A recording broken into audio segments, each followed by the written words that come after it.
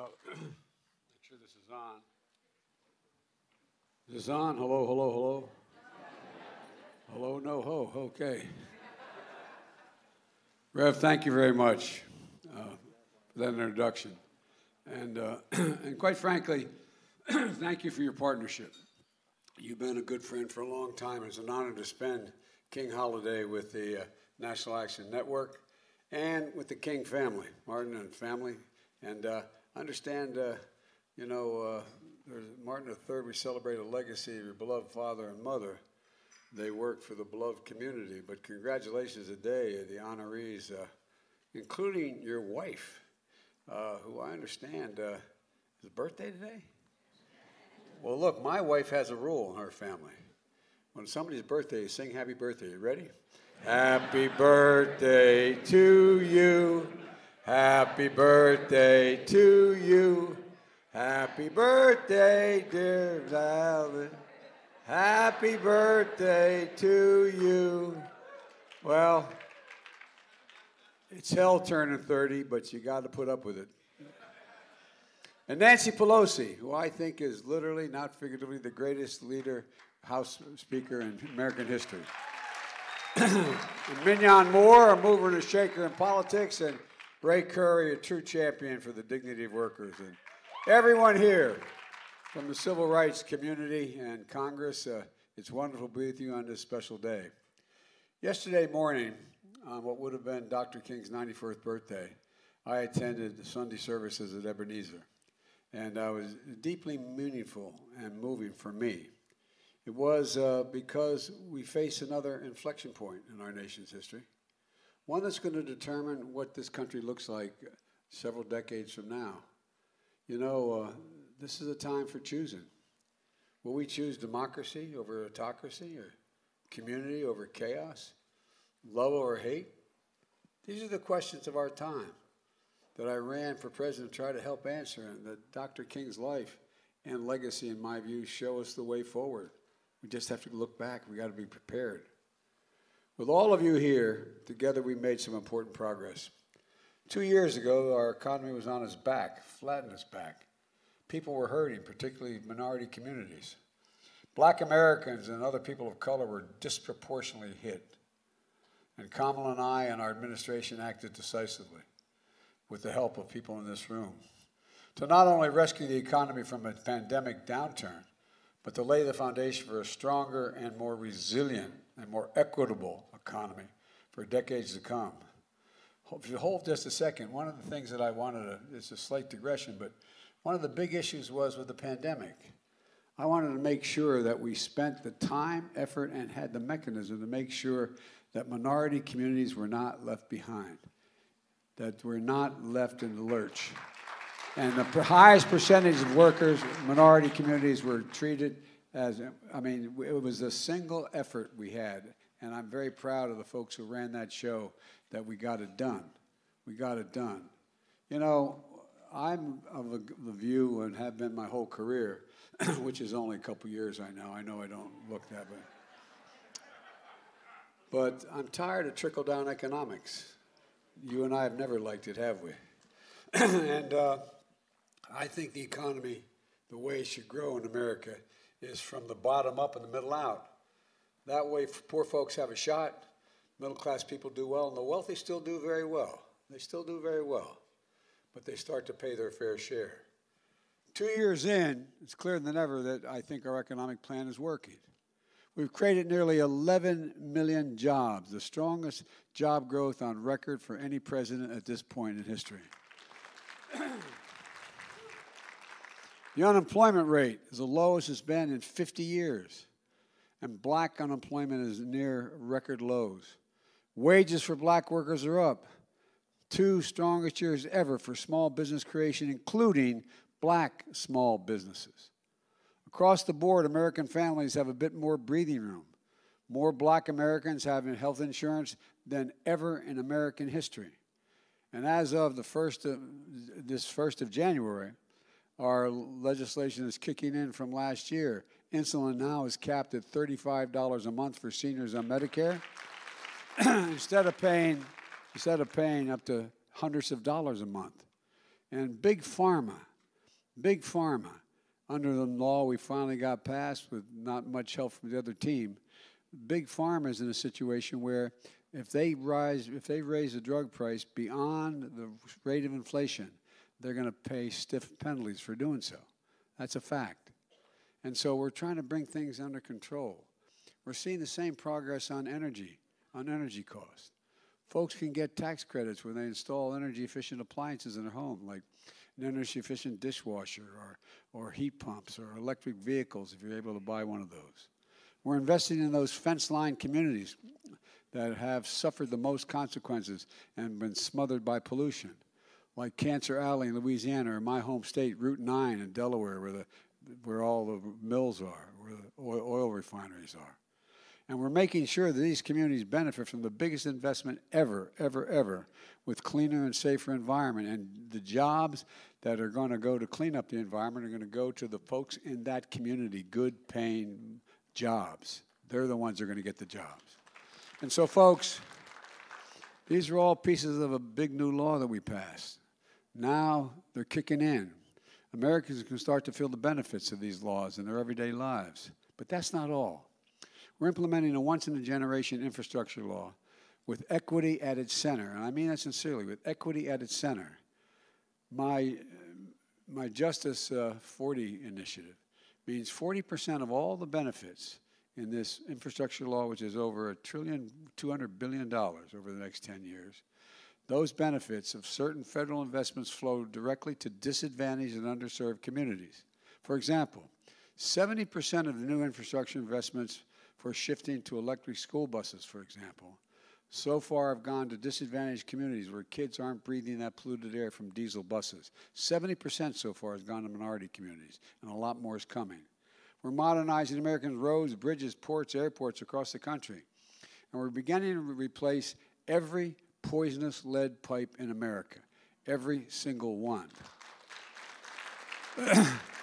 We've already started, so every child in America, so every American can turn on a faucet at home or at school and drink clean water. A significant number of minority communities can't access affordable high-speed internet, as you all know, and you've told me for years. Well, we're going to make sure that every community has access to affordable, high-speed internet so no parent has to drive to a McDonald's parking lot to have their kid sign up for connection to be able to do their homework. By the way, it's going to create millions of jobs in the meantime. Folks, look, speaking of education, instead of photo ops, and I know I spent a lot of time, some here from Delaware know I'm a big Delaware State guy. I went to the University of Delaware, but my political foundation was Delaware State College, HBCU. I said I was going to help HBCUs that haven't been getting the help they need. You know, the folks at HBCUs are as competent as anybody else, but guess what? They don't have the laboratories. They don't have the funding because they don't have the endowments to build the laboratories for these good, new paying jobs. And so we've delivered nearly $6 billion in funding to HBCUs to invest in next generation of black leaders. That's a record, and that's a fact, and it's not going to stop. To help close the wealth gap, the racial wealth gap under Secretary Fudge, she is leading the effort. We're expanding efforts to build black generational wealth like every other person who's built their wealth. How'd they build it? Homes. They invested in the equity in their homes. That's how it got built. You know, if you build, in the last 25 years, if you build a housing development on one side of an interstate highway, and you built the same one on the opposite side, and one is predominantly black and the other is predominantly white, guess what? The value of the exact same home, built by the exact same builder, is more valuable on the white side of that highway than on the black side. That's a fact. So we're going to aggressively combat racial discrimination in housing, including working to restore the rule that says if a community gets a federal housing aid, it's not enough just to say it won't discriminate. It has to be meaningful, affirmative steps to overcome patterns of segregation and give everybody a fair shot that lives there. The same thing. And by the way, if you live in one of those neighborhoods and you have the same exact car I have in the other neighborhood, you pay more for your insurance than that side. No basis for it. None at all other than you're black and I'm white. We're also working with leaders to strengthen programs to redress the negative impacts of redlining. One of the things, I was a young county councilman, that's what almost lost me election, but I'm very proud of it, trying to take care of redlining and get rid of discrimination. We're launching a $1 billion pilot project funded by my bipartisan infrastructure law that Nancy made sure we got passed. Nance, thank you. To help reconnect communities where highways have physically broken them up and locked out predominantly black communities from opportunities for economic growth. In the city of Wilmington, Delaware, where I'm from, well, guess what? I-95 goes up through what used to be a predominantly black neighborhood. Well, now you got 7, 8, 9 lanes, common exits and on-ramps and off-ramps that divide the community. It's lost its coherence. Well, there's remediation money in the infrastructure bill to be able to pave over that, to have so that's a tunnel instead of you put parkland in there, put recreation facilities in there, community centers in there. And finally, we're addressing the cruel fact that a black family's homes often appraised, as I said, at much lower value than the homes owned by same home owned by white families. Black small businesses are the engines and the economic glue of any community. I need not tell anybody in this room. Restaurants, law firms, barbershops, beauty shops. These are the folks that hold the community together. They're the ones that sponsor the Little League. They're the ones that sponsor the church events. They're the ones that sponsor the local volunteer fire company. They're the ones that sponsor everything. They keep a community going. Well, to hold that community together, we need to encourage more of that. So I'm proud I signed a law that permanently authorizes the Minority Small Business Development Agency for the first time in our history. And it gives expanded authority to help even more black-owned businesses grow. My administration also oversees hundreds of billions of dollars in federal contracts, from everything from refurbishing the deck of an aircraft carrier to installing handrails in a federal building.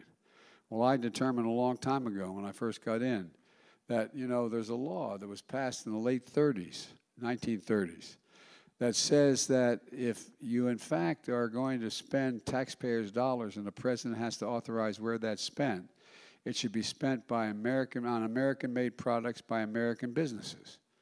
Well, guess what? We're doing it. And an awful lot of people are going to work. An awful lot of people are going to work. And folks, in that, when I assign those, when we award those contracts, I made a commitment, increasing from what is now roughly 10% of those contracts going to minority businesses to 15%, by 2025. And the share of those dollars are going to go to small business and disadvantaged businesses, including black and brown-owned businesses. That's going to mean an additional $100 billion going into the creation of these small businesses. $100 billion. And we're doing all this while being fiscally responsible. We're making sure the wealthiest and biggest corporations finally start paying their fair share. Far from it so far. You know, if you hold a second, we're talking about, you've heard me say, and I apologize for repeating it, there are over 55 companies in the Fortune 500 companies that made $40 billion in 2022, or 2021. You know how much they paid in taxes? Zero. Not one single penny. But if you're a local cop, you're a local firefighter, you're a local nurse, you're going to pay 24 to 26%. And they're paying zero. Well, we increased the corporate minimum tax. I want to go back at it. Increased the minimum tax to 15%. Now, that's not a whole lot for one of these major corporations. But no one earning, by the way, no one earning less than $400,000 a year pays a single penny more in taxes. But 15% seems to me to be a bare minimum when corporations making tens of billions of dollars should be paying. And we're making this progress at the same time reducing the deficit. You know, you're going to talk about big spending Democrats again? Guess what? I reduced the deficit last year, $350 billion. And this year, federal deficit is down $1 trillion plus. Hear me, that's a fact. And there's going to be hundreds of billions reduced over the next decade. But so what? These guys are the fiscally, they're fiscally demented, I think. They don't quite get it. To deliver equal justice under the law, we're building a federal bench with judges that reflect all of America. Your dad talked about, give me judges and we'll straighten things out. Fair judges. Well, guess what? You probably heard of a lady called Ketanji Brown Jackson.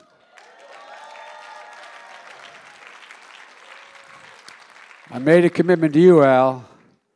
I said I'm going to appoint the first black woman to the Supreme Court, and she's about the smartest one of all of them, I might add.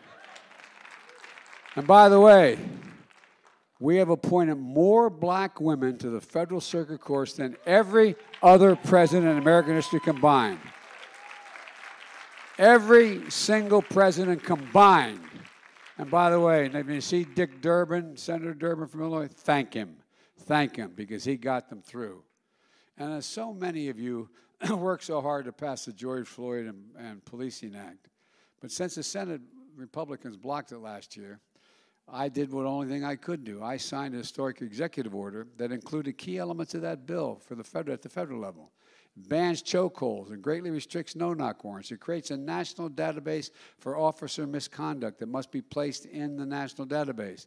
To tighten the use of force policies, to emphasize de-escalation. We have to retrain cops as to why should you always shoot with deadly force. The fact is, if you need to use your weapon, you don't have to do that. And look, to call a fresh approach to recruit, how we hire, how we train, how we promote, and how we retain law enforcement that come from the neighborhoods that they serve and know the people they're charged to protect. Now, I know a lot of people say community police is not a good idea. Come to Wilmington, Delaware with me, with the old neighborhood I used to work in on the east side called the Bucket. They need protection. They're asking for protection, overwhelmingly black community. But they want cops who are fair. They want cops who know their communities. They want cops who are going to be doing it by the numbers. And folks, that's tied to more community policing and advancing public trust and safety. Now, that's also why about a month after Buffalo and Uvalde, and I visited both, I signed the first major gun safety legislation in nearly 30 years. And I'll say what I said then, I'll say it over and over again. I am going to get assault weapons banned. I did it once, I'm going to do it again. There's no social redeeming value. Deer aren't wearing Kevlar vests out there. What the hell you need an assault? No, I'm serious. And ban the number of bullets that go in a magazine. There's no need for any of that. I love my right-wing friends who talk about the tree of liberty is water with the blood of patriots. If you need to work about taking on the federal government, you need some F-15s. You don't need an AR-15. I'm serious. Think about it.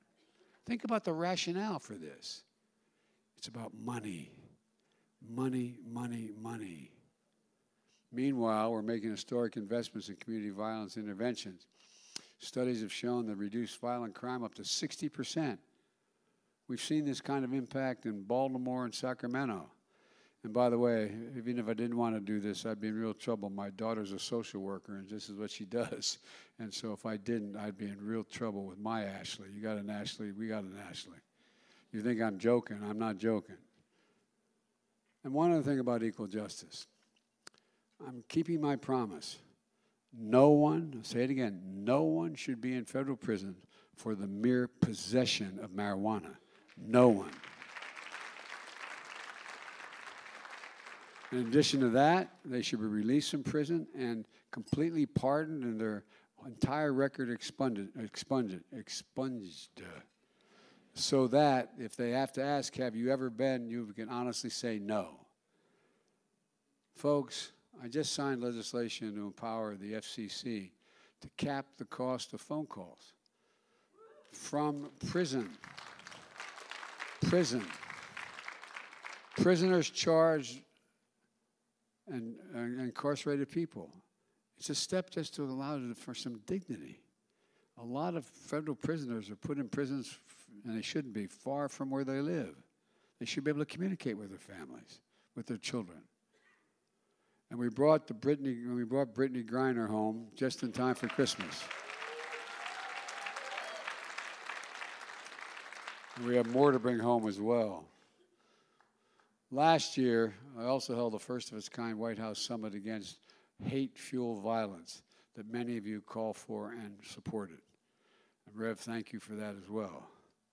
Together, we're saying out loud, and we're saying it clearly, that in America, hate will not prevail. As my dad used to say, but it's not original to him, he'd say, Joey, silence is complicity. Silence is complicity. We cannot remain silent, even if all we're doing is pointing it out and putting pressure on it to change. Silence is complicity. For example, with your help, I signed a law 100 years in the making to finally making lynching a federal hate crime.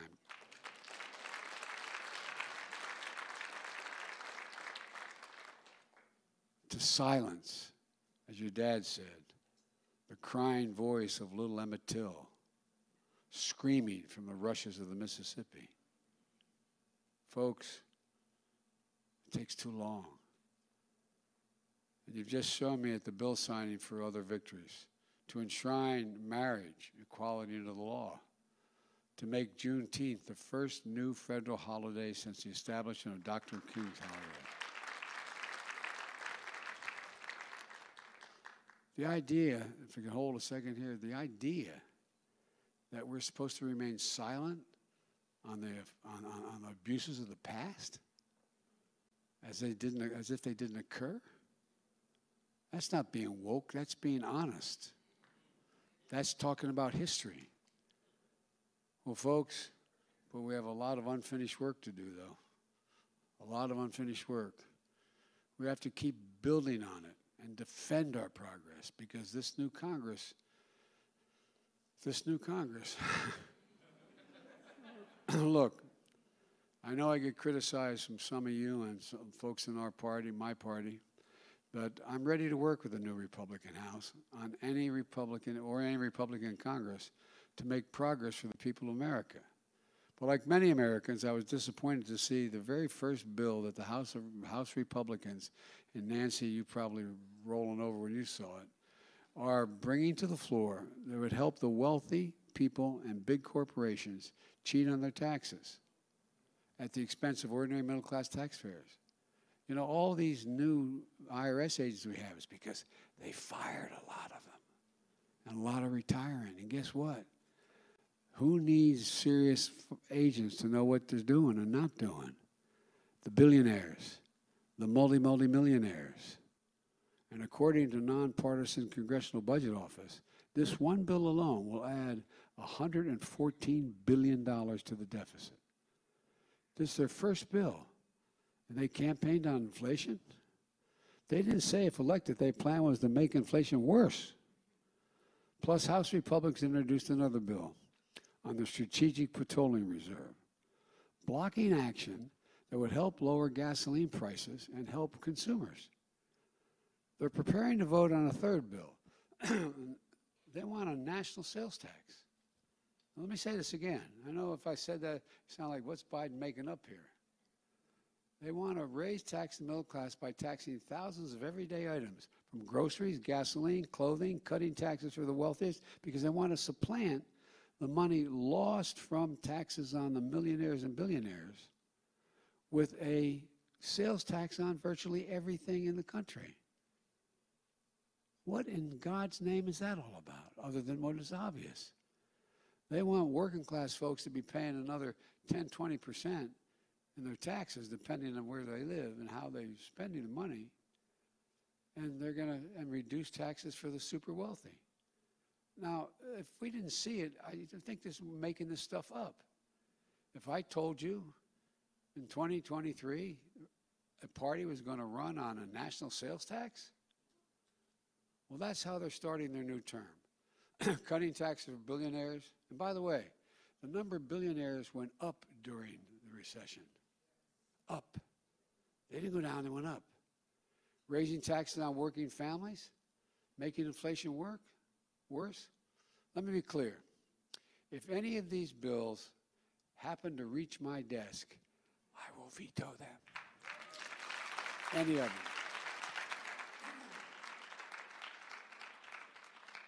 What I was saying during this last election cycle, this off-year election, this next thing, everybody said, you got to be making this up, Biden. Well, they're going to continue to cut Social Security or Medicare, which Americans have been paying into it with every single paycheck they've earned since they first got their first job when they were 16 years old. But if Republicans want to work together on real, that's what they want to, they're going to argue that the thing is that for them to be sustained, you're going to have to change the way in which it works. Instead of putting more money in to guarantee Social Security, they're going to kind of cut Social Security, cut Medicare. Look, if they want to work together in real solutions to lower inflation, create jobs, and build an economy that works for everybody, I'm ready. One more thing. I don't want to hear a word from the other side about my student debt relief plan. Let me tell you why I say that. It's going to help tens of millions of folks on Pell Grants. We're hit financially because of the pandemic. 70% of black college students receive Pell Grants. For many black students, the saving will be significant in my debt relief plan, including wiping out their student debt completely. That's a real game changer. And by the way, it will increase economic growth, not diminish it. But the other side is dead set against it. These are the same folks who didn't have any problem at all during the pandemic to vote for and make sure they get this so-called pandemic relief loans. We all supported it. But guess what? A lot of these folks in the Congress on the Republican side were beneficiaries of these debt relief loans to the tunes of tens of millions of dollars. Not individual. I think the highest individual one was $1,200,000 or something. I didn't hear a word. I did not hear a word from them about they shouldn't be getting that relief. We didn't limit how much. We said if you had a loss and it was legitimate in business, then you get to wipe it away. And they're complaining about some kid being able to take away $20,000 in student debt that keeps him and his wife or his husband, her husband, from being able to buy a home or start a business or just get going. Or these same folks are going after us. They're the ones who voted for the tax benefits of the wealthiest and biggest corporations that weren't paid for. The Trump tax cut was well over almost $2 trillion. Not a penny of it was paid for. So give me a break. Give me a break. Currently, the only thing blocking my plan is them suing us. My administration is making the case to the Supreme Court, and I'm confident in the legal authority to carry out our plan. You know me. I said you had my back. I said I'd have yours on this one and so much more. I have your back. We got to stand together. We got to stand together, including protecting a woman's right to choose. We have to continue to fight for racial justice. We got to cut black child poverty. We cut it in half in 2021 because of the child tax credit. We should be permanently cut it. Now, I need your help to make it permanent. I was pleased to see Democrats and Republicans work together to pass the Electoral Count Reform Act to protect the will of the people. Nancy, thank you for getting that done. And a peaceful transfer of power. But we have to get the votes in Congress for the John Lewis Voting Right Advancement Act and the Freedom to Vote Act. That's why I went to Atlanta a year ago to make clear we cannot let the filibuster be an obstacle in protecting the sacred right to vote, period, if we get there. Let me close with this. Many of you have been working on these issues for a long time. Over the past 2 years, we've gotten an awful lot done together. We got a lot done together. So let's keep it going. We have the most vibrant economy in the world right now, in the world. We're doing better than any other major nation in the world today. And that's what I thought about yesterday at Ebenezer. and that inflection point in history we're at. The path is clear. To go forward, we need to go together. So let's be guided by Dr. King's light and by the charge of Scripture, which is, let us never grow weary in doing what is right, for if we do not give up, we will reap our harvest in due time. Well, we're going to reap the harvest. Let's remember who we are. We're the United States of America, and there is nothing beyond our capacity. Nothing, nothing, nothing if we do it together. So God bless you all. God bless the King family. And ladies and gentlemen, may God protect our troops. Thank you so very much.